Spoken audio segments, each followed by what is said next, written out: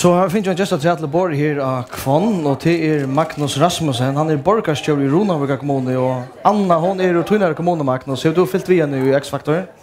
Ja, det har vi och det är nog spärre. Det har varit kommunen fyllt väl vi det var inte. Och är det stolt borgarstjör som ständer det? Ja, jag är rättligt stolt. Och jag hade flott och jag har inte an och hjärtligt lucka vi att de kom så långt. Självt vi då det var samfört om att de borde vunnit. Har de klarat sig väl? Rättligt väl. Du är spärra borgarstjör, du är också en lärare i folkhögskolan. Hur så var hon så närmare? Ja, det passar. Jag var lärare till Anno i en 5 år, men det var ta en första flock och så en 5 år uppåt. Och hur så var? Hon var helt oallmäntliga fitt. Helt oallmäntliga fitt. Och hon tog det väl, skickade sig väl. Hon är stark karaktär. Och det är alltid ösning att hon är präck. Så det var inte olämnar inte för sig av henne här i skolan? Nej, jag tror jag säger att det är 5 år som jag var lärare till Anno. Det var exemplariskt. Ja.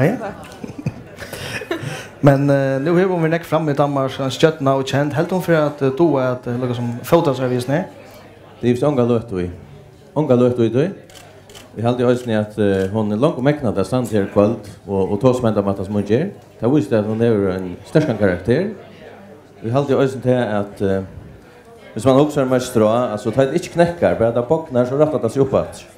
Det är alltid, det är så snarare annorlunda. Hon kommer störst. Vi hade ösning till att sjåan det är ett kjett att hon inte vann, men hon har lärt en rikvävs ner. Och det kommer att hjälpa henne, vi är fram. Ankrake Lorsar som har skrivit in hade det han skulle komma till Ronavika spalten och laxa. Det kanske akkurat här han ska komma. Laxa kött. Ja, jag hade för bjöden här kväll, alltså ta en kommer till färger så sjåan det kommer laxa. Vi hade hoppat att kanske han kom förbi i morgon, men hon får långt ner efter morgon som skiljer land. Förtälja sig att. Men vi gläder oss till hon kommer. Ja, Magnus Rasmussen, borgarstjör Ronavika kommun. Tack för att du kom till kväll och bra att du kom. Det var slut. Tack för det själv.